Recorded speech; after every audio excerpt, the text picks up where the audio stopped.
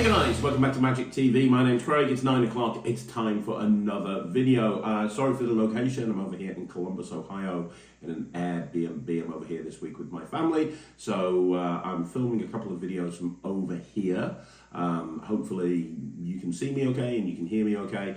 But today I want to do a video about a subject that comes up over and over again. And honestly, this is a subject that's been around since I got into magic, or very early on into magic, which is, are Murphy's Magic evil? I think because Murphy's are the largest wholesaler in the world when it comes to magic, a lot of people look at them as kind of that evil kind of big corporate, big identity, and they don't care about anything. They only care about money. And you know, this kind of feeling amongst the community has been around for a very long time.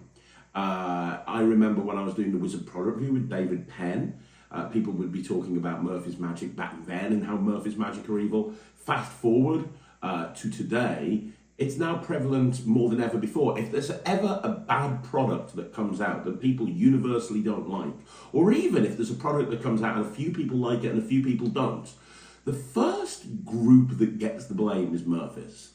And I'm kind of uniquely positioned to be able to answer this question objectively. And I know that there's going to be people that are going to be watching this that are going to say, how is Craig objective? Craig works with Murphy's Magic. Yes, I do. I work with Murphy's Magic. However, I am not employed by Murphy's Magic. I work with them to release products through their creative department, through Murphy's Studio.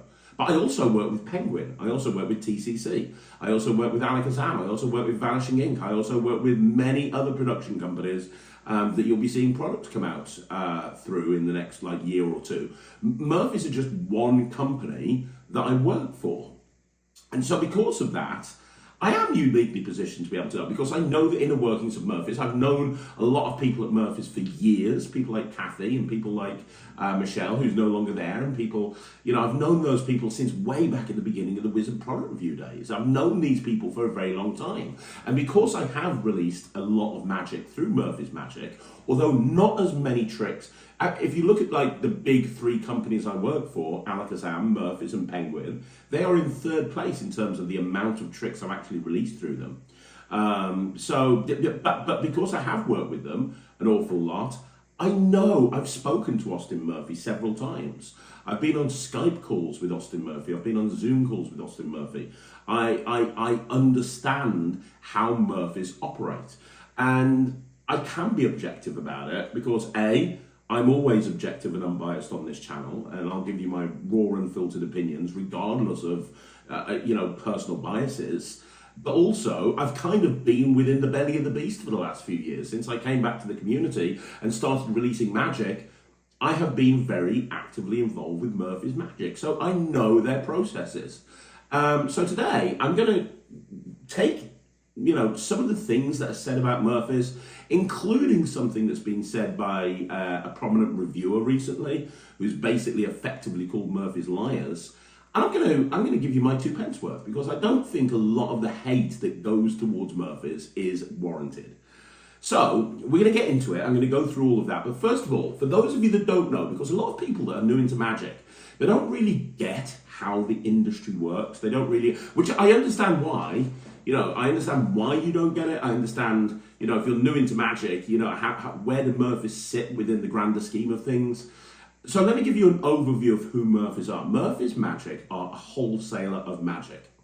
So they wholesale magic to shops. Their customer base aren't the end user. Their customer base really isn't magicians. Their customer base is magic shops. They sell to magic shops. So there's kind of several different departments of Murphy's. You've got the legacy department, which deals with, if you've seen David Roth's stuff come out, for example, or any of the L&L material that's republished by the rope thing that came out earlier this year, or the ring and rope thing. Murphy's bought the rights to the whole L&L range many, many years ago. You look at the Darryl Legacy line, anything like that. The legacy sort of version of Murphy's, that's all about taking all the tricks and bringing them back up into the public and kind of giving them a fresh lick of paint.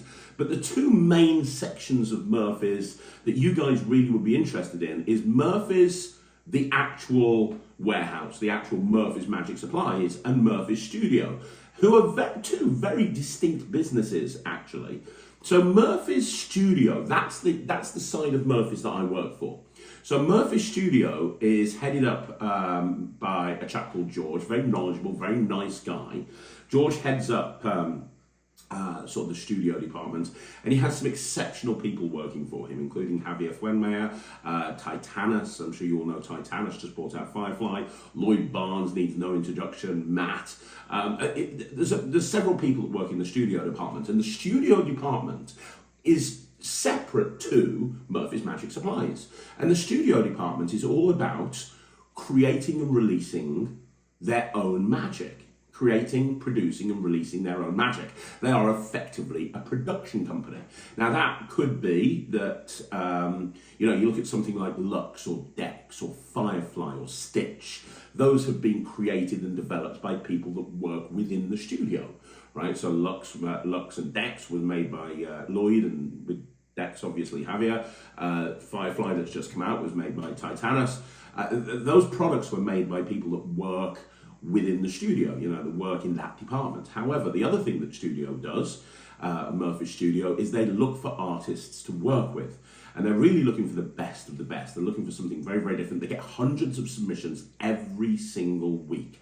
Every week, I've seen it, they get hundreds of submissions. So they can kind of pick and choose which ones they want to work with. And if you've ever dreamt about working with Murphy's, you're working with Murphy's Studio. And if you do work with Murphy's Studio, and any trick that you've seen me bring out through Murphy's, everything from the Quantum deck all the way up to, the latest one, the Atomic deck, anything that you've ever seen me release with Murphy's, that has come through Murphy's Studio. And what they'll do is I'll pitch them an idea, they'll say yes, their team will then work with me. You typically get a handler when you work with Murphy's. So for example, my handler, my person that I work with at the studio is Lloyd. So a lot of the dealings that I have with my releases are with Lloyd Barnes. I know David Jonathan, for example, he works predominantly with Titanus. So you have different people that you work with, and they will help you bring this to market. So they'll help make it the best it can be. And then obviously they'll shoot the trailer, the performances, the explanation, they'll have their marketing behind it. That's what the studio department does. They want to release the best magic that they can. They are effectively a production unit, a production company. Now Murphy's Wholesale, Murphy's Warehouse, they're the part of Murphy's that buy tricks in from any creator and any production company and sell them onto magic shops. Now, what's kind of interesting about this is Murphy's Studio will also put their tricks into Murphy's the warehouse, right? So that when the studio department have produced this trick, like say for example Firefly, I use Firefly for an example because it's just come out. When Firefly was produced, that's not just sold through Murphy's Studio send those units just like any other production company to Murphy's Warehouse, and then Murphy's Warehouse will send them out to magic shops all over the world. So that side of Murphy's, which is the biggest side, is effectively a wholesaler. They buy tricks in from absolutely anywhere and everywhere, and then their job is to sell those tricks onto magic shops. And they have a team of salespeople at Murphy's, and what those salespeople will do is they will liaise with the various different magic shops all over the world, and they will promote these tricks that Murphy's buy in. And they'll have tricks that come in that are from really big names. They'll have tricks that come in through smaller names, but their job is to try and get as many magic shops to buy those tricks as possible. And those magic shops will then in turn sell the tricks to you. Now, Murphy's aren't the only wholesalers in the magic world. Penguin are actually a wholesaler as well. Penguin release a ton of magic that's their own branded magic, and they wholesale that to magic shops all over the world. So Penguin are a wholesaler. There's other wholesalers as well, but Murphy's Magic is the largest wholesaler in the world. You actually think of Murphy's and you think, right, if you're a production company, if you're setting up a production company, your goal is to try and get a trick into Murphy's. And the reason is, it's a way of reaching more people quickly. Now, so for example, Trick Trick Boom, great example. They only set up a couple of years ago. Not everything that Trick Trick Boom releases goes through Murphy's. Not everything Trick Trick Boom comes up with goes into Murphy's, because the thing is, when a production company puts the trick into Murphy's, it goes to every magic shop around the world and automatically lists it a lot of the time, right? Now, because of that, there's no exclusivity to that production company. So if there's a pros and cons about this. If you're a production company and you don't release a trick through Murphy's, the only place people can get it from is you. It means that you're having more people come to you if the trick is good. However, the negative is there's less people that are going to be seeing it because it's only you that's marketing it. Whilst if you put it to Murphy's, they will look at it and they'll go, okay, we'll buy X amount of units, depending on a lot of factors like how good the trick is, the name that's attached to the trick, how well your tricks have sold before. If you're a production company and your tricks haven't sold very well, they're less likely to buy as many as a company whose tricks constantly sell, if that makes sense. So they look at each trick on a trick-by-trick basis, and they'll buy those tricks in, and then those tricks will go to every single magic shop around the world. So I was talking about Trick Trick Boom. Not every magic trick that Trick Trick Boom has released has gone through Murphy's, but if you think of the first trick, which was the Mini Book Pro, which was everywhere and won Trick of the Year, that went through Murphy's. And that was a sound business decision by the guys at Trick Trick Boom, Noel Quarter and Ronnie McGee. Simply because they're a new production company, nobody really knew who they were, they've got a great product, they put it into Murphy's, the Murphy's are going to push it out everywhere, everyone's going to see it, and because everyone sees it, people are going to buy it, and there's going to be more buzz about it. Also, they get a cash influx as well. So if Murphy's go, you know what, we're going to have 800 units of that trick, well, that's amazing, right? Because they're going to get paid for 800 units. Now, the downside is they're going to be selling it to Murphy's a lot less than they would do if they were selling it directly to the customer. And that's because people need to make a cut. Murphy's is a business at the end of the day. So if they buy a trick in, they have to make some money on it because they've got a lot of business expenses. But not only that, then they have to sell it to the magic shop. The magic shop has to make money on it. And then they're going to sell that to the end user. Murphy's don't sell directly to the end user. They sell to magic shops, and the magic shops sell to the end user. So it's a pro and a con when you're a production company. A lot of people, Mark Mason, for example, will put everything through Murphy's eventually. But he'll soft launch it first at a magic convention like the Blackpool Magic Convention. You look at Trick Trick Boom, some stuff goes in Murphy's, some doesn't. You look at Alakazam. Alakazam's a perfect example. Peter Nardi doesn't put hardly anything through Murphy's, but he does sometimes. Occasionally things get put through if he thinks it's a really big product. And then you look at things like Marvellous Matthew Wright. Everything that Matt brings out goes through Murphy's. Or pretty much everything. I don't think the Masterpiece did. So the role of Murphy's, basically, is to buy tricks in and sell tricks to magic shops. They want you to succeed as a production company because their whole business model relies on selling magic to magicians, right? Now, the question that comes up sometimes is, okay, that all makes sense, but why are they then advertising or promoting on social media to magicians, which they do? And that's a great question. So you look at somebody like Bo Kramer on Instagram. Bo Kramer is kind of the face of the social media of Murphy's Magic. It used to be Luke Dancy. Luke left to set up his own business. Now it's Bo Kramer. Bo will promote individual tricks directly to magicians, not to magic shops, but to magicians. The reason is Murphy's want to try and create as much hype about a product as possible. They're a big company, they've got a big reach. Because they've got a big reach, if they can create hype and create excitement and create awareness about a new trick, what will happen is all the magicians will want to buy that trick so that then when it's time to sell it to magic shops, the magic shops are going to be more interested in buying more of them because everyone's asking them when they're going to get this trick in, that trick in, the other trick in.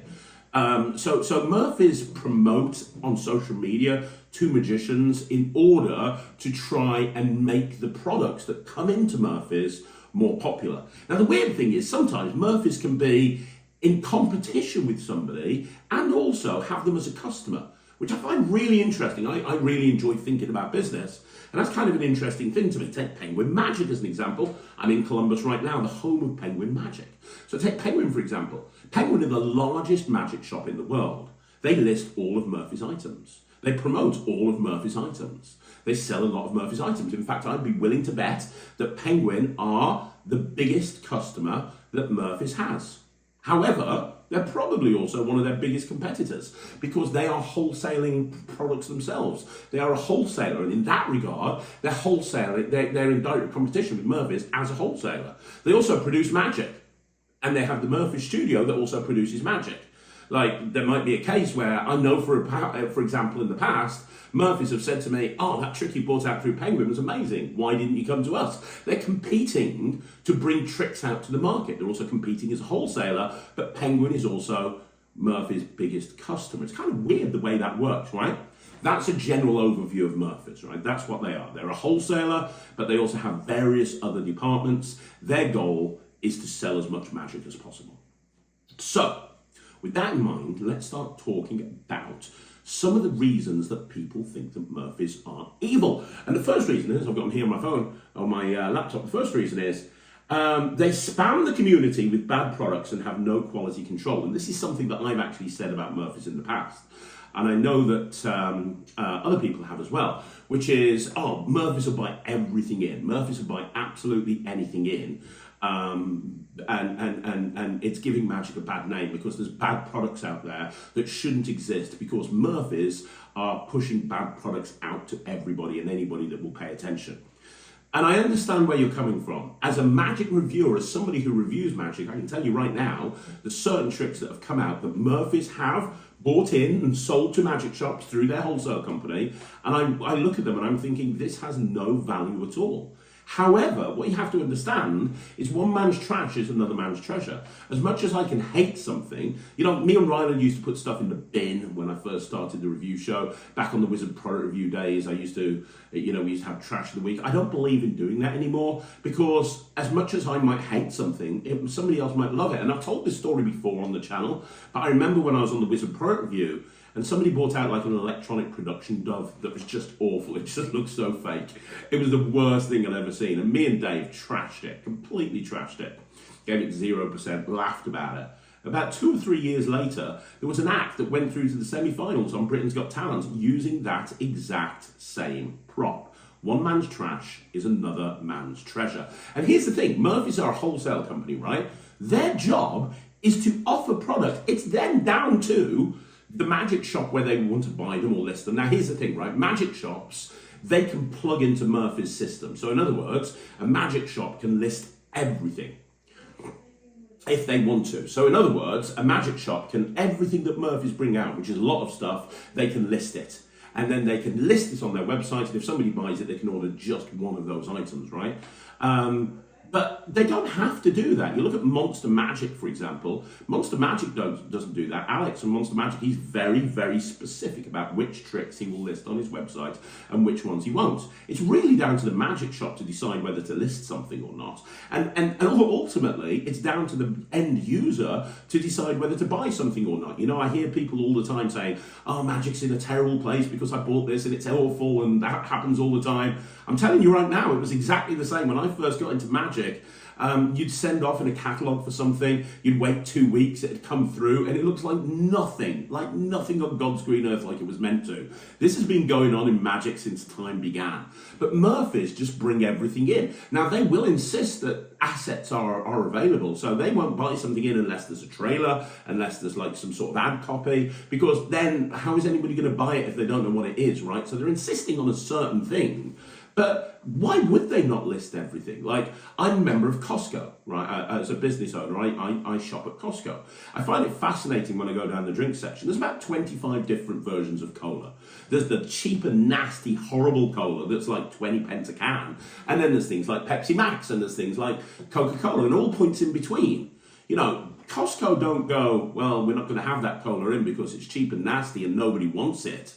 Because they know there's a market there. If there was no market for it, people wouldn't buy it, and Costco probably wouldn't buy it in. It's the same with Murphy's. If they have a producer who produces magic and sells magic to Murphy's, if the amount that they're selling goes down and down and down and down and down, well, less people are going to, people aren't going to buy it. Murphy's are going to think twice about whether to list their products. They'll look at it from a business point of view, because here's the thing, spoiler, Murphy's are a business, right? Murphy's are a business. They're in the business to make money. There's nothing wrong with that. You know, I hear people saying, oh, it's terrible, they don't love magic. There's nothing wrong with being a business. There's nothing wrong with wanting to make money as a business. That's why people get into business in the first place. And you know, I see a lot of changes that are taking place since Austin took over. So Austin Murphy has taken over. Austin is the son of the gentleman that set up Murphy's Magic, whose first name escapes me, but we'll call him Mr. Murphy. Austin took over recently and has taken a completely fresh approach to a lot of stuff. But ultimately, at the end of the day, Murphy's can't be blamed for listing bad products. They're just a wholesaler. They list everything. It's like any wholesaler. They're going to list as many different things as possible, and then it's up to the magic shops, and it's also up to the end user to decide whether to buy those tricks or not. The next thing is that I've seen online an awful lot. Murphy's hype products too much, and it's all about the money. Well, there's really 2 points to that. The first point is it's all about the money. Yeah, it is. That's business. They are a business. The amount of overheads and costs they have are astronomical. I've seen their warehouse in Sacramento. I've been around it. I know how many staff they have. I know what my expenses are as a business owner with a fraction of the amount of staff that they have. Their expenses must be through the roof. I'd be stressed out to the max running Murphy's Magic. They are a business. They are in the business of making money. They're not a charity. They're in the business of making money. So naturally, because they're in the business of making money, they are going to be approaching this from a business point of view. That's just how it is. You know, saying it's all about the money. Yeah. Now, they've got some incredible people working in their departments. You know, incredible creative people. Lloyd Barnes, perfect example. He loves magic. It's why, and you know, you look at the list of artists that Murphy's will produce through their studio. People like Tobias Nostel, people like Mario Lopez, people like Paul Fowler. You know, the list goes on and on. They work with the who's who. Richard Sanders, another example. They work with the who's who of people in the magic world. They love magic, they do, but they are a business. They are in the business of making money.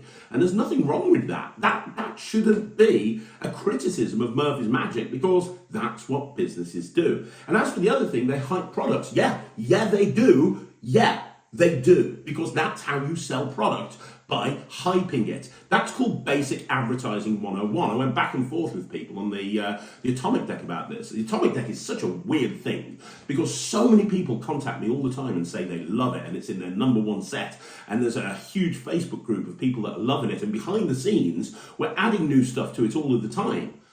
But then you've got this entire other subsection of people that decided they hated it. Most of the people don't even own it, but they hated it. And one of the reasons they say they hated it is because they hated the fact that we hyped it, that Murphy said, this is the Holy Grail. Look, I'm not going to be apologetic about that. I'm really not. The bottom line is, that's called marketing. You know, take any professional magician in the country. Take any professional magician in the country. They're going to turn around to you and they're going to say they are the best magician for your event. They're going to say, book me for your event, I'm the absolute best. They're probably going to say that they're an award-winning magician, even if they won an award for swimming 7,000 widths or whatever it is. If they've got a swimming award, if they got a swimming badge when they were 7 years old, they're still going to say they're an award-winning magician.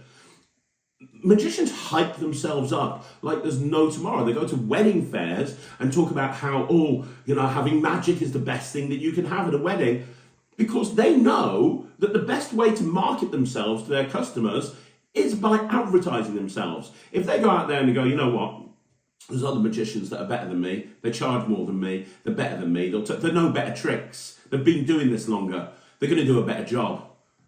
Please book me. No one's going to book them. No one's going to book them. Because the simple fact is, when you're a business and you want to advertise yourself and you want to market yourself, you do so by telling people how amazing you are. Now, with the Atomic Deck, we use the Atomic Deck as an example. I genuinely think it's the best ACAN ever. I use it to close every single show. I really think, from my point of view, from my personal point of view, it is the Holy Grail when it comes to ACAN. It does everything I've always wanted an ACAN to do. Now, it might not be your ACAN. I know there's other people that would agree with me. I know there's other people that would disagree with me. But, you know, it's not just the atomic deck. You see it all of the time. All of the products that come out, they will talk about how they're the best. It's the best version of this. It's the best version of this. The marketing is all about painting pictures. You know, when I speak to somebody and they're wanting to book me for their wedding, I talk about how I'm going to make sure that every single person at their wedding has a smile on their face. The magic I do is going to get people involved and interacting, and they're going to laugh and they're going to have a great time. Well, it's the same thing with the magic production company. When somebody is producing a magic trick, somebody is selling a magic trick, well, you've got to paint pictures. You've got to make the end user, which is the magician, who's normally a hobbyist, by the way, because social performers tend to buy the tricks. Not all the pros will buy is more flash paper and more packs of cards, right?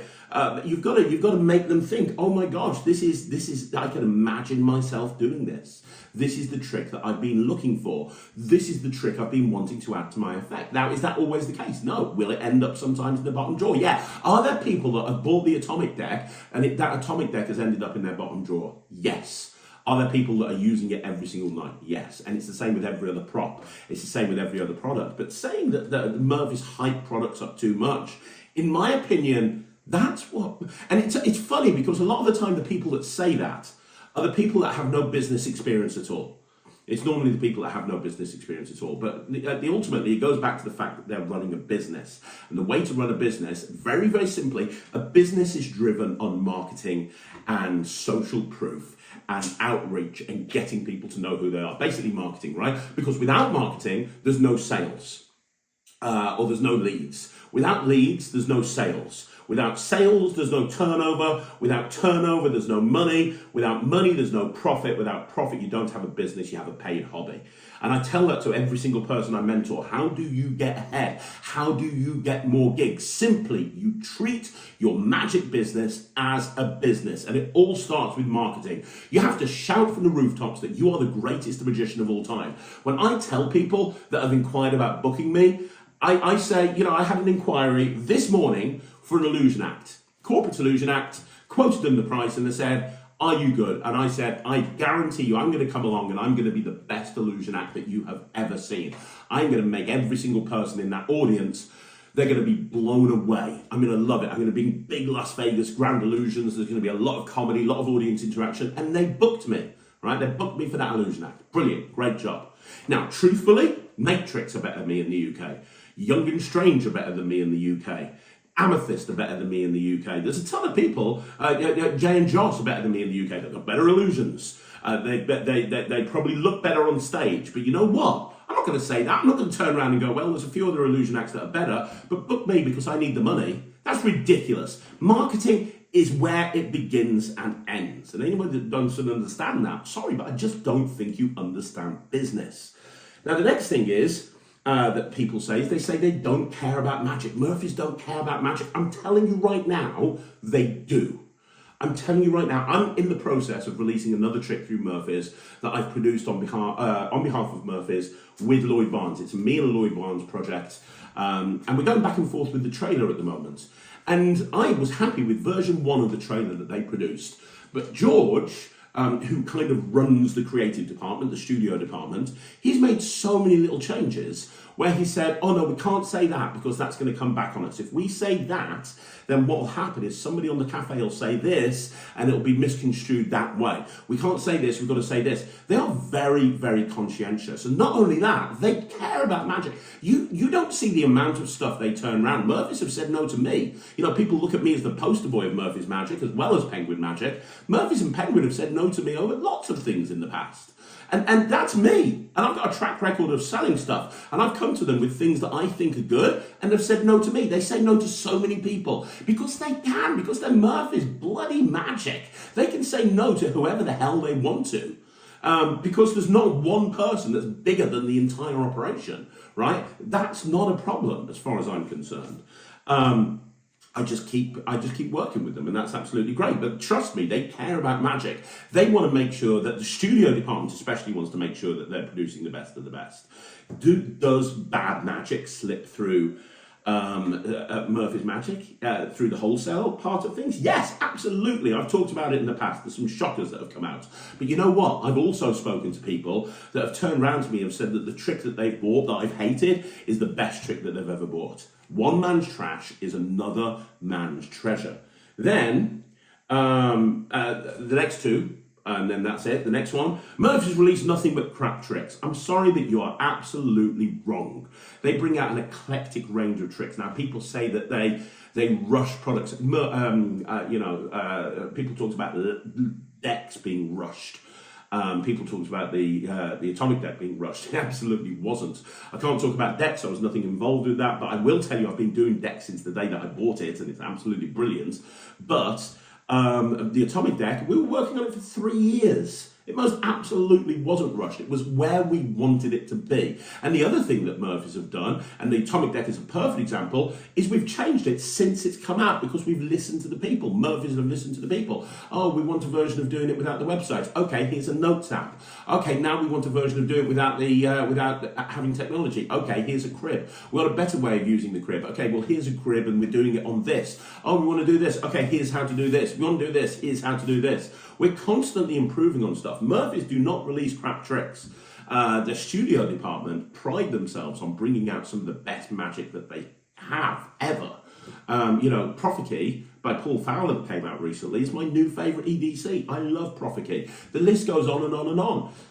Look, here's the thing. Ultimately, at the end of the day, every production company can't get a hit. I'll be honest with you. As much as I like it, I don't think Pro Caps was the best trick in the world, and I was the one that did the performances on that. Now, I've done it many, many times. I don't really do it anymore. There's tricks that aren't as good as others, absolutely 100%, but then there's tricks that come out that are just incredible. The problem is sometimes people have a negative opinion about something. I know that if I bring something out, people are going to be negative about it, no matter what it is. And there's certain other creators that have that same polarizing thing as well. And that's absolutely fine. But I'm telling you right now, they bring out some bloody good tricks. And then the final thing, and this is kind of one of the things that made me want to make this video, because I know Murphys really well inside out and back to front, is it's been said recently that they lie to people. And this has come about as a result of a video that was put up a few days ago by Scott Perry. Now, Scott has a YouTube channel called Everything Pro Magic, or Everything Magic Pro. Got it here in front of me, Everything Magic Pro.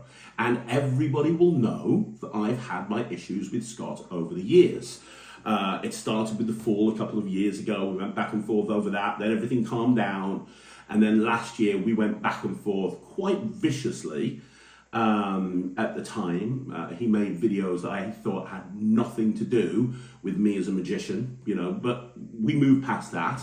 And as far as I was concerned, for the last pretty much year, in fact, it would have been a year, because the time that those videos were going back and forth was last May. I remember it very well because I was on, it was May, it was right now. I remember it because the reason I'm in Columbus right now is because I'm on holiday. It's not so much about filming products, although there is an element to that. I'm actually away with my kids. It's their week off school. And I remember when all of this stuff was happening before, it was half term, it was May. So it was exactly a year ago that me, and some of you will remember it, some of you won't. Scott was kind of really trying to attack my character. And I'm not gonna bring that up really, but just to say that I thought that we'd moved past that because I hadn't heard anything for about a year. And a few days ago, he put this video up, Hot Coffee with Scott, which is, and by the way, we'll get to that, Hot Coffee with Scott, and he talks about how on this video, well, the title says it all. Are Murphy's Magic lying to you? Spoiler, yes. And he kind of breaks down why he thinks Murphy's Magic are lying to you. And the reason he thinks that Murphy's Magic are lying to you is simply because he got sent a screenshot. You can watch the video if you want to, but he got sent a screenshot by one of his friends who asked if they asked Murphy's directly if they were going to send a copy of a particular trick to Scott, to Everything Magic Pro, to review, and whoever was dealing with the social media replied and said, Scott typically buys his own tricks, so it's up to him. And on the video, Scott points out that that's not the case, and he shows screenshots of Austin Murphy offering to send him magic tricks, and he said yes please. He pointed out that he doesn't want to, that he won't. I think there was something to do with focus. Like Austin offered to send focus to Scott, and Scott said, I don't, which is obviously my trick. I don't review that creator's tricks because of legal issues that I have with him, and so I'm not going to review that. And then Austin came back and said, okay, no problem. That's fine. We'll carry on sending you tricks or something like that. And since then, in the last 8 months or whatever it is, nothing has been sent to Scott. And the whole video is Scott saying that, in fact, he breaks it down in one of the comments. So let me look for this. Here we go. He breaks it down in one of the comments. His basic point is that Murphys are lying to you. What they said about me is false, and that people do send him products all the time. They made a false statement to a customer, the full statement being Scott buys his own tricks. The full statement misinformed the customer of the reality. The full statement gave the customer an inaccurate representation of me. I would not go around DMing people telling them untrue things about Murphys speaking on their behalf. As a large international business, they have a corporate responsibility to not partake in spreading rumours about people that could cause harm. I would also love to review Murphys products, and finding out they're saying untrue things about me to customers is not fair or right. It's not okay. After agreeing to a partnership, they haven't sent me any product in about 8 months. So what opportunity have I missed out on? Everything I do on this channel is based on integrity, honesty and transparency. There are plenty of respectable creators who support my reviews and believe what I'm doing here. I'd rather decline the opportunity with a brand if this is how they treat me. So that's basically Scott's problem, that Murphys are, what's the title of the video? The title of the video is, Are Murphys Lying to You? Spoiler, yes. So his opinion is Murphys are lying to you because they're lying to other people about him, and that's causing him harm as a reviewer. We'll get to the whole legal issue thing in a second. I don't really want to get into that. We'll put that as a little amendment at the end. I think that, I don't know. I'm learning to grow up as I do this channel, and I used to be the person on this channel that used to blow up over the smallest thing. I don't do that anymore. Everybody knows that recently I've been making amends with everyone I've fallen out with on the past. That's why you've seen an interview on this channel with Tim Jono. It's why you've seen an interview on this channel with David Leyland from Unbiased Magic Reviews. It's why you've seen me not really do anything controversial at all. It's why you've seen me reach out and apologise to Luke Dancy. I'm trying to make amends, and I was the person that used to jump to conclusions all the time in the past as well. And all I can say is from my point of view, I think a mountain is being made out of a molehill here. I remember when Everything Magic Pro first started. He was very proud of the fact that he didn't have stuff sent to him. I'm pretty sure around about the time where everything started with me and him, which was the Fall review, where he reviewed The Fall by Noel Coulter. I'm pretty sure one of his things was he buys everything that he reviews. Now, obviously, that has changed because in his reviews he has, I think TCC send him stuff, and Vanishing Ink send him stuff, and Illusionist send him stuff, and he's got lots of different links where you can get discounts here, there, and by the way, I love his reviews, I really do. But I just think that there's too much being made out of this. I think that, because first of all, I've had people reach out to me in the past and offer to send me stuff, and I've said no. Like I get nothing sent to me by anybody. Murphys don't send me anything. Occasionally I'll get something from, like, Titan. I got a Firefly for free. Murphys didn't send it to me. Titanus did, because I'm friends with Titanus. Anytime Lloyd gets something, I'll probably have that for free because I'm friends with Lloyd. But generally, as a rule, I buy everything that I review, right? And I always have, and I don't. Vanishing Ink don't really send me anything. I think they sent me something once. Kyle Purnell has just brought out this download bundle through Vanishing Ink. And Kyle reached out to me and said, hey, can you review my download bundle? Here's the link. So I've had that for free. But it wasn't Vanishing Ink that contacted me. It was Kyle. And that's the point. So I don't get stuff sent to me for free. It's fine that Scott wants to have stuff sent to him for free. I totally understand. You know, there was that thing a little while ago where his laptop broke and he couldn't afford to fix it. You know, and he was asking people to help support him by PayPaling him. So I know that, you know, maybe money's tight or whatever, I don't know, but it's absolutely not a problem with wanting stuff for free. That's absolutely fine, and that's what a lot of reviewers do. The thing that you need to understand is that whoever replied to you on social media, they weren't speaking on behalf of, like, I don't keep up with Scott's videos as much as, you know, I don't really keep up with them that much, to be perfectly honest. I watch the odd one here or there. The Teller interview was great. I don't really keep up with them very often. And I actually, up until recently, I thought that he was like one of these people that said, I buy everything. I didn't realise that he got stuff sent to him. Now, whoever was dealing with the emails from, or the PMs from Murphy's, and I imagine it's Bo Kramer, Bo lives in Ireland. Austin Murphy, who Scott was speaking to, the CEO of the company, lives in California. I don't know how often they talk. I'm pretty sure Bo's boss is George. I don't imagine that he would be speaking to Austin very often at all. So, you know, the thing is, rather than like getting this information that, because Austin might have decided, right, here's the thing, he started talking about legal issues with me, who releases a lot of stuff with Murphy's. Austin might have just gone, right, okay, actually, it's probably not worth our while to send tricks out to Everything Magic Pro, if that's the situation. If he's got a legal issue, which he hasn't, by the way, but if he's got a legal issue going on with Craig, oh my gosh, let's not send him any stuff. We don't want to make the situation even worse. That might be the case. And then Austin, who's got a million things to do and literally lives in a different time zone, would have then said, well, you know, might not have told that to Austin. So 8 months later, when Bo gets a PM and, you know, they ask him about Everything Pro Magic, he's not doing anything wrong there. Now, my advice would have been to contact Austin. He's obviously got Austin's email address. Contact Austin. Rather than making a video saying Murphy's are liars, contact Austin. Contact Austin. Just say to Austin, I said I'm more than happy to get tricks off you. Murphy's socials are saying this to somebody. Can you clarify, please? Instead of kind of going on the internet and trying to cause a war. Instead of causing a war, that would have been the easiest thing to do.